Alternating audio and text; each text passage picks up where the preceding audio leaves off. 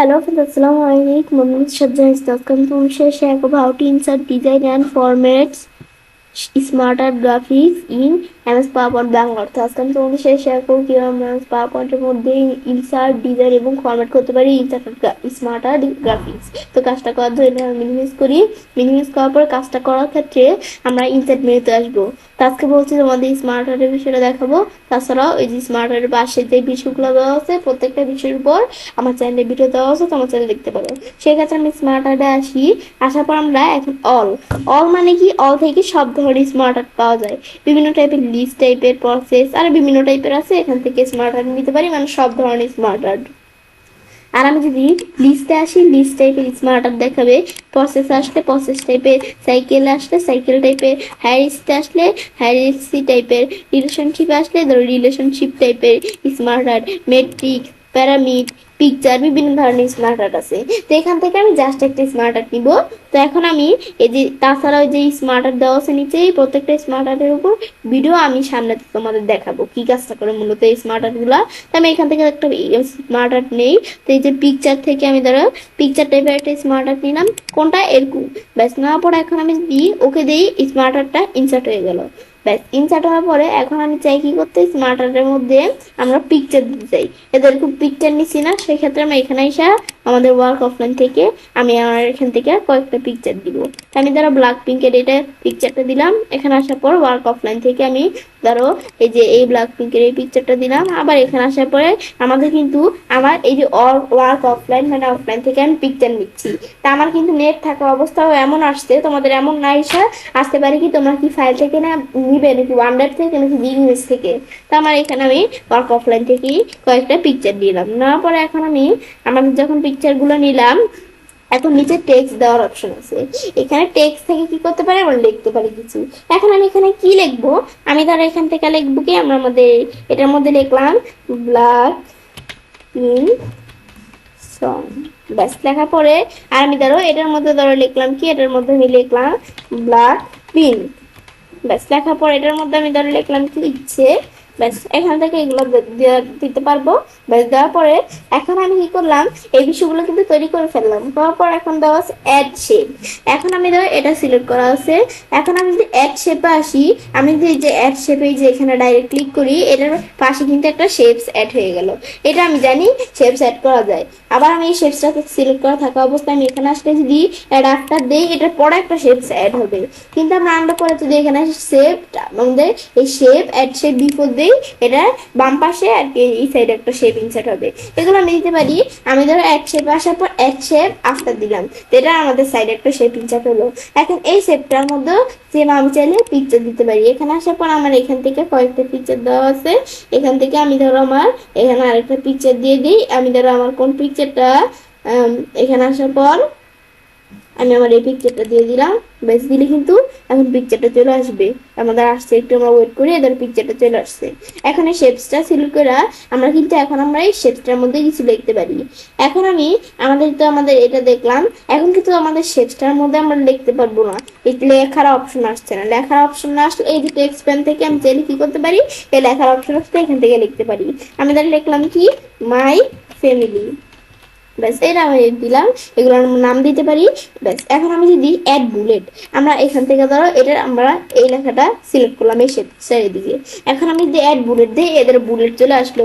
এখন আমি চাইলে বুলেট দ্বারা লেখা লিখতে পারি।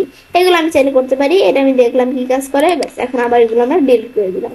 ব্যাস ডিলিট করার পরে এটা দেখার পর আমরা কি করবো, আমাদের এই বুলেটের পরে টেক্সট পেন এসে আমি চাইলে যে এখান থেকে টেক্সট পেন এগুলো করতে পারি, নামটা দিতে পারি। পদ আছে প্রমোট ডিমোট। এখন আমি এখানে আমরা যদি ডিমোট দিই, ডিমোট দিলে কি হবে, এদের ডিমোট হয়ে গেল, চলে গেল। আমি প্রমোট দিলে চলে আসবে। এটা আমি দেখলাম প্রমোট ডিমোটের বিষয়গুলো। পরে আমাদের দেওয়া আছে লেফট টু রাইট, আবার আমাদের রাইট টু লেফট। এখন আমি এটা কি কাজ করো, আমি যদি আমাদের রাইট টু লেফট দিই, তাহলে ডান দিকেটা বাম দিকে চলে আসবে, বাম দিকের শেপগুলো আবার কোথায় চলে আসবে, ডান দিকে চলে আসবে। আবার আমাদের রাইট টু লেফট দিলে আমাদের বাম দিকে গুলো ডান দিকে, ডান দিকে গুলো বাম দিকে, এরকম চলে আসে। এটা আমি দেখলাম কি কাজ করে। দেখার পরে আমরা আমাদের এখান দেওয়া আছে মুভ আপ মুভ ডাউন।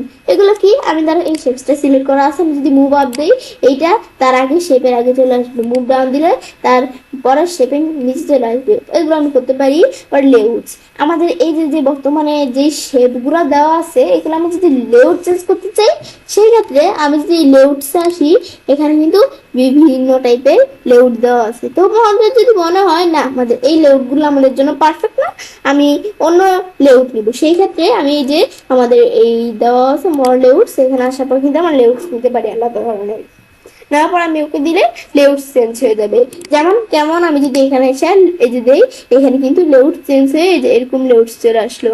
ব্যাস, আবার আমি এখানে এসে চেঞ্জ করি, আবার এই যে এরকম চলে আসলো। এগুলো আমি দেখলাম এই কাজগুলো আর কি করে। পরে আমাদের চেঞ্জ কালার, আমাদের যে স্মার্ট আর্টটা আমি এতক্ষণ তৈরি করলাম, এটা যদি আমরা মনে হয় না এটা আমরা কালার চেঞ্জ করবো, তো আমি যদি চেঞ্জ কালারে আসি, আসলে আমাদের স্মার্ট আর্টে কিন্তু বিভিন্ন ধরনের কালার দেওয়া আছে। এখান থেকে আমি চাইলে একটা কালার দেখা দিতে পারি। এখন আমি যদি দেখে না আসি, কালার এসে পড়লো। Recorder picture is smart art graphics, আমি যদি স্মার্ট আর্ট গ্রাফিক্স এর মধ্যে রেকর্ডার পিকচার দিতে চাই, ধরো এরকম রেকর্ডার পিকচার চলে আসলো। এখন এই যে আমাদের recorder picture in smart art graphics দিলে আমাদের এই যে শেপস এর কালার অনুযায়ী কিন্তু পিকচার ঠিকই থাকবে, কিন্তু শেপস এর কালার অনুযায়ী হালকা হালকা জলছাপের মতো আমার পিকচারের মধ্যে আমাদের সেই কালারটা চলে আসবে। এটা হচ্ছে এই কাজটা করে। তাই তো আমাদের এরকম রাখবো না, আমি আন্ডু করে আগে যেরকম থাকবে এটাই দেখবো, রঙিন কালার। ব্যাস, এটা আমি দেখলাম। পরে দেওয়া আছে কি স্মার্ট আর্ট স্টাইলস, এই স্মার্ট আর্ট যেটা আমি তৈরি করলাম এটা স্টাইলস কিরকম রাখবো। এখানে আসার পর আমি চাইলে বিভিন্ন ধরনের স্টাইল দেওয়া আছে। এটা দেওয়া আছে বেস্ট ম্যাচ ফর ডকুমেন্ট, মানে আমাদের ডকুমেন্টের ম্যাচ হবে এমন স্টাইলস। আর আমাদের এটা ছাড়া এই নিচে দেওয়া আছে কি থ্রিডি, আমি চাইলে থ্রিডি টাইপের স্টাইল দিতে পারি, দিলে থ্রিডি টাইপের স্টাইল চলে আসবে।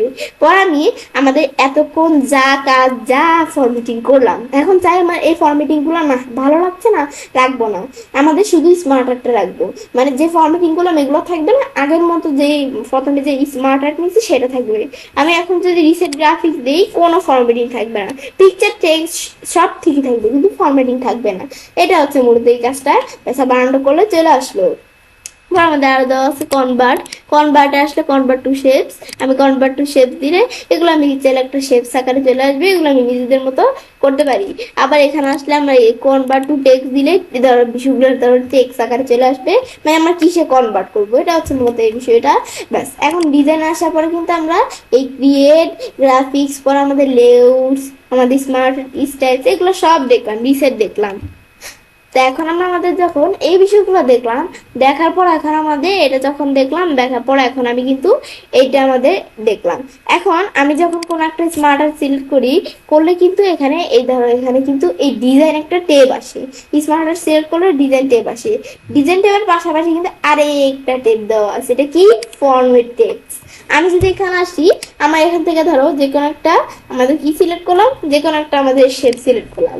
এখন চেঞ্জ শেপ, এই শেপসটা কিন্তু আমি চাইলে কি করতে পারি, চেঞ্জ করতে পারি। এ দিলে কিন্তু দেখো এই যে শেপসটা কিন্তু কি হয়ে গেল, চেঞ্জ হয়ে গেল। সেম এটাও এখানে এসে আমি যদি চেঞ্জ শেপে আসি, এর দ্বারা বিভিন্ন টাইপের শেপস দেওয়া আছে, আমি কিন্তু এই শেপস চেঞ্জ করতে পারি। এই যে এরকম দিলাম, দেখো এই যে কিরকম ভাবে শেপ চলে আসলো। আমরা আবার এখানে আসলে এটা দিলে মুনের মতো এরকম চলে আসলো। আবার এটা সিলেক্ট করে আমি যদি এখানে আসা আমরা কিরকম দিই, যেরকম দিই ধরো যেরকম শেপ নিতে পারি।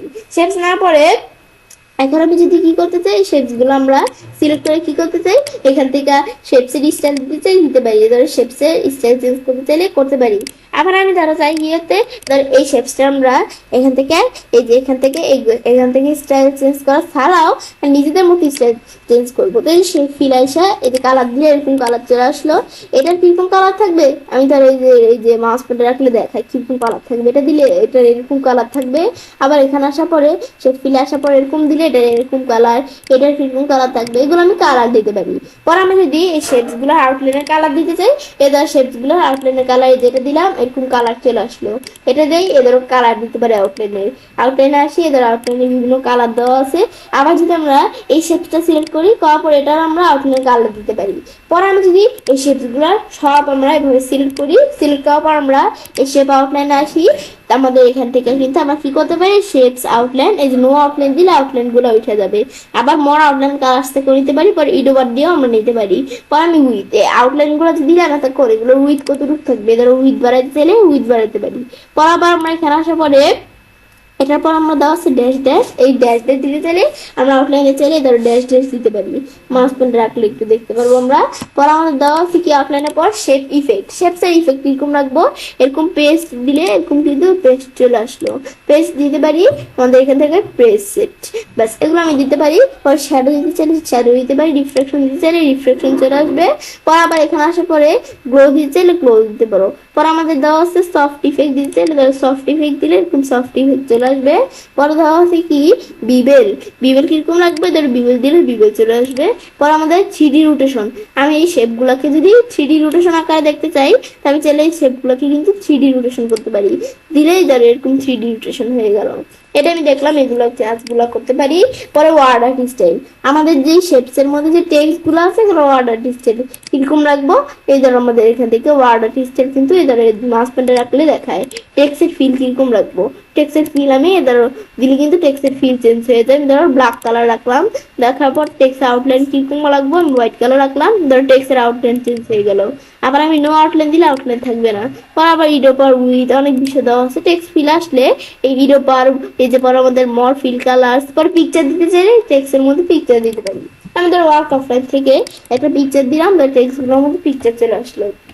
এগুলো আমি করতে পারি টেক্সটের মধ্যে বিভিন্ন বিষয়, উই ড্যাশ ড্যাশ হিরো পার, আবার টেক্সট ফিল আসলে পিকচার গ্রেডিয়েন্ট টেক্সচার, এই টেক্সচার দিতে চাইলে এই টেক্সটের মধ্যে টেক্সচার দিতে পারি। পরে টেক্সট ফিল এর মধ্যে টেক্সট ইফেক্ট, টেক্সটের ইফেক্ট আমি তাহলে কি করতে পারি টেক্সটের মধ্যেও কি করতে পারি শ্যাডো দিতে পারি, দিলে আমাদের টেক্সটের নিচে শ্যাডো চলে আসবে। আর আবার শ্যাডোর উপর রিফ্লেকশন দিতে চাইলে এদের হালকা হালকা কিন্তু রিফ্লেকশন চলে আসছে।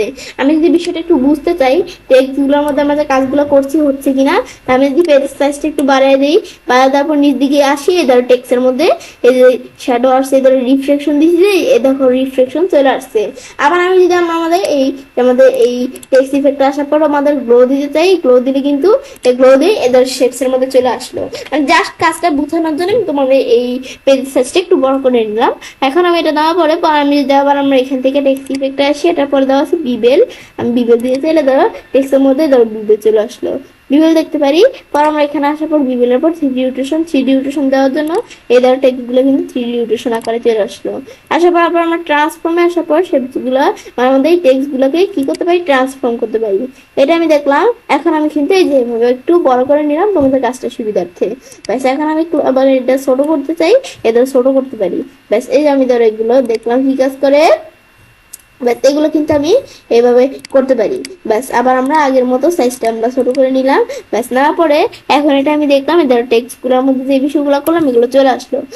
ব্যাস এগুলো করার পরে এখন আমাদের ধরো এটা আমরা যখন দেখলাম, দেখার পরে এখন আমরা আমাদের এটা দেখার পর এদের এগুলো কিন্তু যে মাউস পয়েন্টের এখন দেখায় এদের কোনটা কিরকম আছে। ব্যাস দেখার পর পরে সিলেকশন প্যান, আমি যদি সিলেকশন প্যানে আসি, সিলেকশন প্যান থেকে আমরা কি করতে পারি ডায়াগ্রাম 5 এই যেগুলো আমরা সিলেকশন করতে পারি, যে হাইড করে দিলে হাইড হয়ে গেল, সহজ দিলে আবার শো করবে। এগুলো আমি চাইলে কি করতে পারি এই যে হাইট শো করতে পারি, মানে আমাদের এই পুরো স্মার্ট আর্টটাকে। ব্যাস এটা আমি দেখলাম, দেখার পর আবার আমি যদি কোনো শেপ সিলেক্ট করি সেটা আমরা কি করতে পারি অ্যালাইন করতে পারি, অ্যালাইন পর আমরা গ্রুপ করতে চাইলে শেপগুলো সব গ্রুপ করতে চাইলে গ্রুপ করতে পারি রুটেড। আমি ধরো শেপগুলো রুটেড করবো, ধরো আমরা সবগুলো শেপ কন্ট্রোল প্রেস করে সিলেক্ট করে আমরা এখন এগুলো কি করবো রুটেড করবো। রুটেড এসে যদি রুটেড দেই এদের শেপ এভাবে রুটেড হয়ে গেল, এটা দিলে এভাবে রুটেড হয়ে গেল, এটা দিলে এভাবে রুটেট হয়ে গেল। এবার আমি শেপগুলোকে কি করতে পারি রুটেট করতে পারি। ব্যাস দেওয়ার পর এখন আমি ক্লিক করে ধরো রুটেট হয়ে গেল শেপসগুলো, এবার কিন্তু আমি রুটেট করতে পারি। রুটেটের পরে আমি যদি সাইজ বড় ছোট করতে চাই, ধরো হাইট উইথ বড় ছোট করতে চাইলে এ ধরো করতে পারি, ধরো আমাদের কিন্তু বিষয়গুলো করতে পারছি আমরা। এটা আমি দেখলাম কি কাজ করে। দেখার পরে শেপসের পাশাপাশি কিন্তু আমাদের পিকচারের অপশন আছে। আমি যদি যে কোনো একটা পিকচার ধরো ব্ল্যাক পিঙ্কের এই পিকচারটা সিলেক্ট করলাম, দেওয়ার পর আমি যদি এখন ফরম্যাটে এসে পিকচারের অপশন দেওয়া আছে, রিমুভ ব্যাকগ্রাউন্ডে এসে ব্যাকগ্রাউন্ড রিমুভ করতে পারি। পর আমরা তাছাড়াও এভাবে না করে পর আমরা যদি কারেকশন দেখতে চাই কারেকশন নিজেদের মতো কারেকশন দিতে পারি। পরে আমরা কারেকশনের পর কালার দিতে চাইলে ধরো কালার বিভিন্ন কালার দেওয়া আছে, কালার দিলে কালার চলে আসলো। আর্টিস্টিক ইফেক্ট দিতে চাইলে ধরো আর্টিস্টিক ইফেক্ট মাউস পয়েন্টে রাখলে দেখতে পাচ্ছি।